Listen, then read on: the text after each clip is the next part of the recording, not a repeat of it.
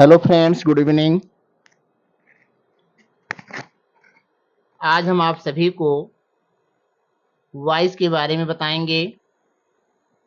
Voice को हिंदी में watch कहते हैं और ये दो प्रकार के होते हैं।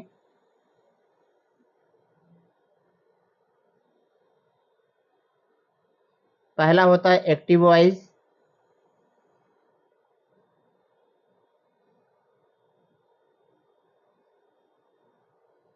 और दूसरा है पैसिव वॉइस।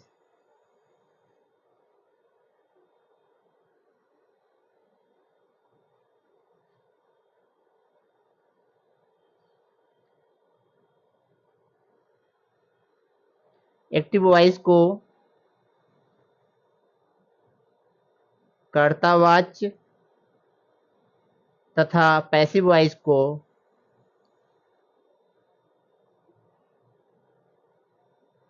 कर्मवाच्य कहते हैं।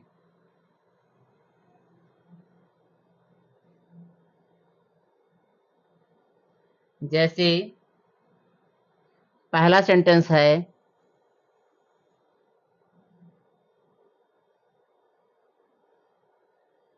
I teach you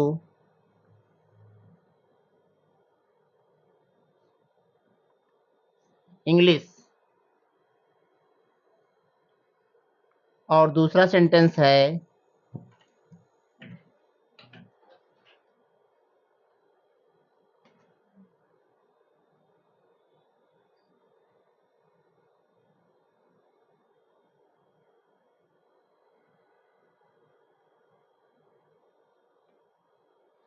you are taught English by मी।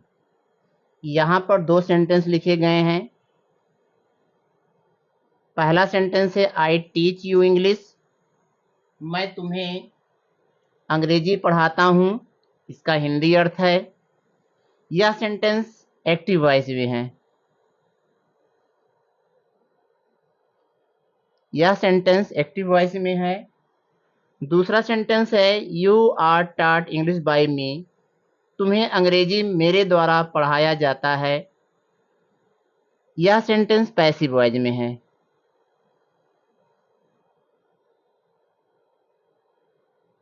पहला सेंटेंस एक्टिव वॉइस में और दूसरा सेंटेंस पैसिव वॉइस में। दोनों का कहने का सेंस एक ही है।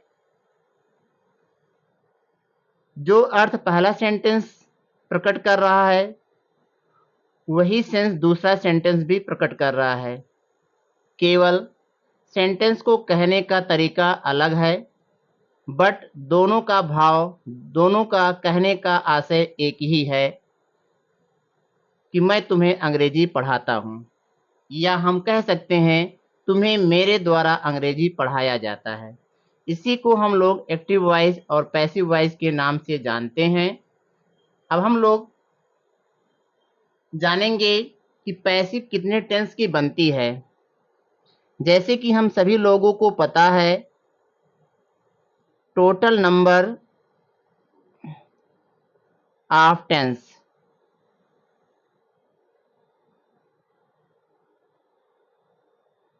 Total number of tense, tense की संख्या होती है टोटल 12, लेकिन इनमें से 4 टेंस की पैसिव नहीं बनती, 8 टेंस की पैसिव बनती है। 4 टेंस की पैसिव नहीं बनती है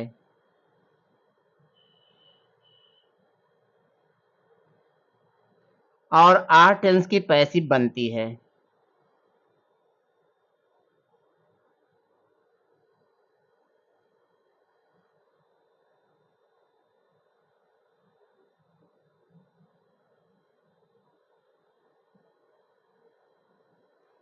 चार टेंस की पैसिव नहीं बनती, 8 टेंस की पैसिव बनती है। अब हम लोग जानेंगे कि कौन कौन से टेंस हैं जिनकी पैसिव नहीं बनती है। आइए हम लोग उसके बारे में देखते हैं, उसके बारे में बात करते हैं।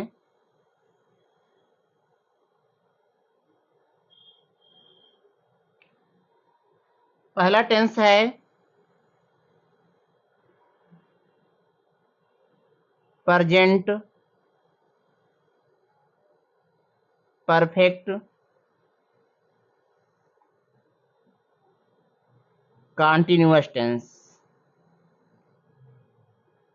पहला टेंस है प्रेजेंट परफेक्ट कंटीन्यूअस टेंस। इस टेंस की पैसिव नहीं बनती। इसी तरीके से दूसरा है पास्ट परफेक्ट कंटीन्यूअस टेंस, इसकी पैसिव नहीं बनती। तीसरा है फ्यूचर परफेक्ट कंटीन्यूअस टेंस, इसकी पैसिव नहीं बनती। और चौथा है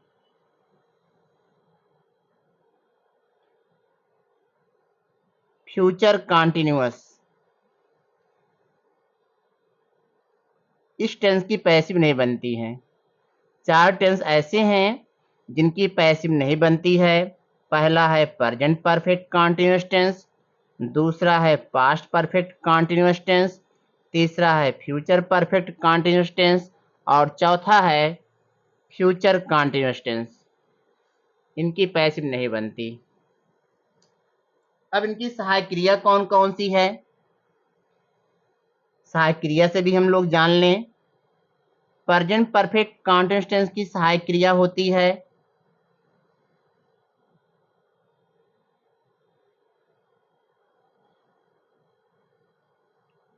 हैज बीन या हैव बीन। अगर सेंटेंस में हैज बीन हैव बीन पहले से ही दिया गया है तो वह टेंस हमारा प्रेजेंट परफेक्ट कंटीन्यूअस टेंस होगा, इसकी पैसिव नहीं बनेगी। इसी तरीके से दूसरा है had been past perfect continuous tense, इसकी भी पैसिव नहीं बनेगी। तीसरे टेंस का नाम है फ्यूचर परफेक्ट कंटीन्यूअस टेंस, इसकी सहायक क्रिया होती है विल हैव बीन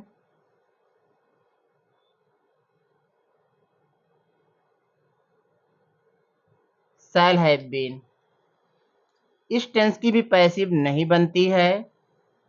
और चौथा हमारा है future continuous tense will be shall be, इस टेंस की पैसिव नहीं बनती है।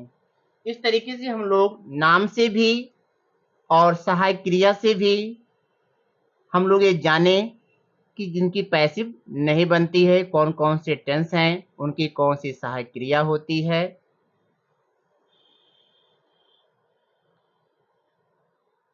आइए फिर अब हम लोग आगे एग्जाम्पल के माध्यम से समझते हैं, सेंटेंस के माध्यम से समझते हैं कि पैसिव बनेगी कि नहीं बनेगी। क्योंकि पैसिव बनाने से पहले हमें टेंस की पहचान होना जरूरी है कि दिया गया सेंटेंस हमारा किस टेंस का है। पहला सेंटेंस है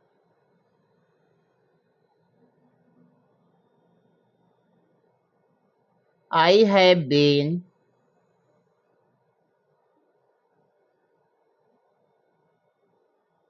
teaching you since January.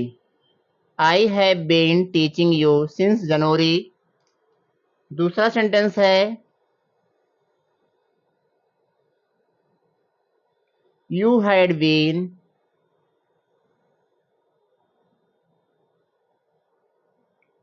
Writing a letter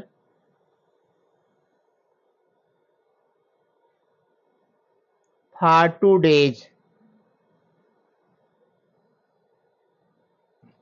तीसरा सेंटेंस है she will have been she will have been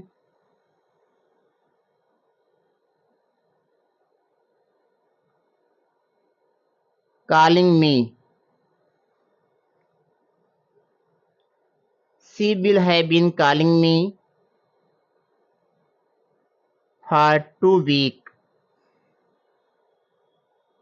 weeks। और चौथा सेंटेंस है he will be singing a song। अब यहाँ पर 4 सेंटेंस दिए गए हैं ये समझने के लिए कि इनकी पैसिव बनेगी कि नहीं बनेगी। तो जैसा कि हम पहले ही बात कर चुके हैं, टोटल टेंस 12 होते हैं, लेकिन उनमें 4 टेंस ऐसे हैं जिनकी पैसिव नहीं बनती है, जिसको हम लोग नाम से भी और उस टेंस की सहायक क्रिया से भी जाना। अब हम एग्जाम्पल के माध्यम से, सेंटेंस के माध्यम से जानेंगे कि दिया गया सेंटेंस की पैसिव बनेगी कि नहीं बनेगी। तो पहला सेंटेंस है I have been teaching you since January. यहाँ पे आप देख रहे होंगे हैव बीन दिया है, जो ये बताता है कि दिया गया sentence present perfect continuous tense में है, इसलिए इस सेंटेंस की पैसिव नहीं बनेगी। इसी तरीके से दूसरा है you had been writing a letter for 2 days। यहाँ पे हैड बीन दिया है, जो पास्ट परफेक्ट कंटीन्यूअस टेंस की सहायक क्रिया है, इसलिए इस सेंटेंस की भी पैसिव नहीं बनेगी।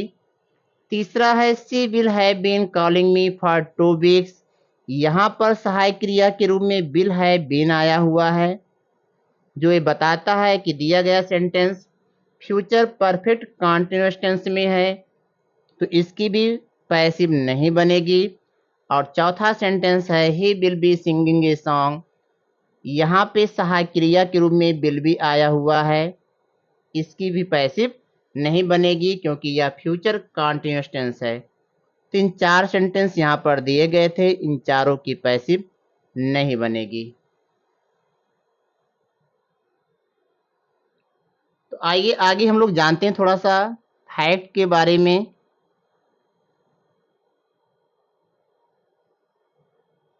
पहला फैक्ट है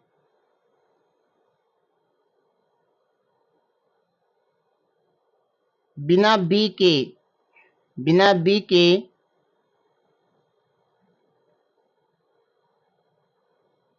बिना बी सहायक क्रिया के पैसिव नहीं बनती है। एक्टिव से पैसिव बनाते समय हमें किसी ना किसी रूप में सहायक क्रिया बी का यूज करना होगा। बी का मतलब होता है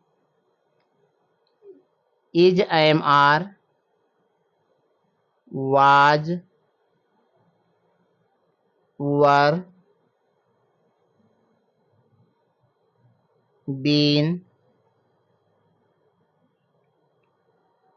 तथा बीइंग। पैसिव बनाते समय हमें बी के रूप में इज, एम, आर का, पास्ट में वाज, वर का, बीन का, बीइंग का या बी का यूज करना होगा। इसके बिना पैसिव संभव नहीं है। दूसरा फैक्ट ये है कि हमेशा पैसिव बनाते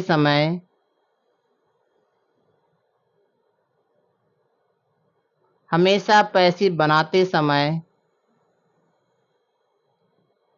V3 का यूज करते हैं।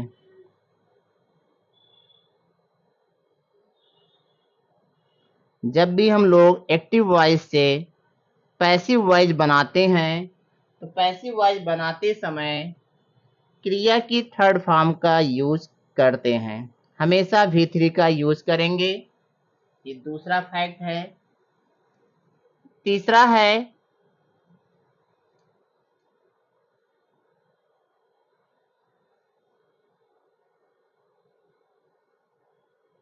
सब्जेक्ट को ऑब्जेक्ट बनाते हैं तथा ऑब्जेक्ट को सब्जेक्ट बनाते हैं। पहला काम होता है कि दिए गए सेंटेंस में ऑब्जेक्ट को हम लोग सब्जेक्ट बनाते हैं और अंत में सब्जेक्ट को ऑब्जेक्ट बनाते हैं। 5वां फैक्ट है प्रीपोजिशन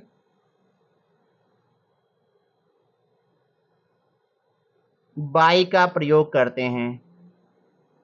प्रीपोजिशन बाय का प्रयोग करते हैं।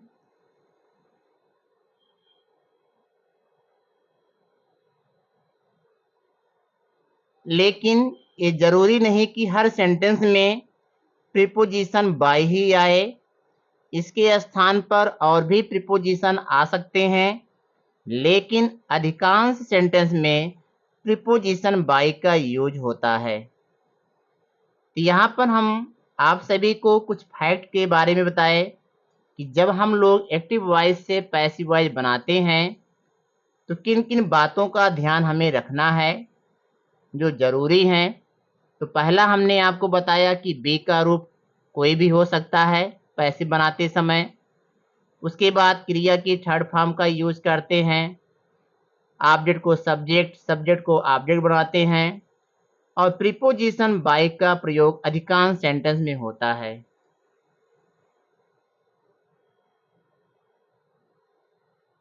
Thank you.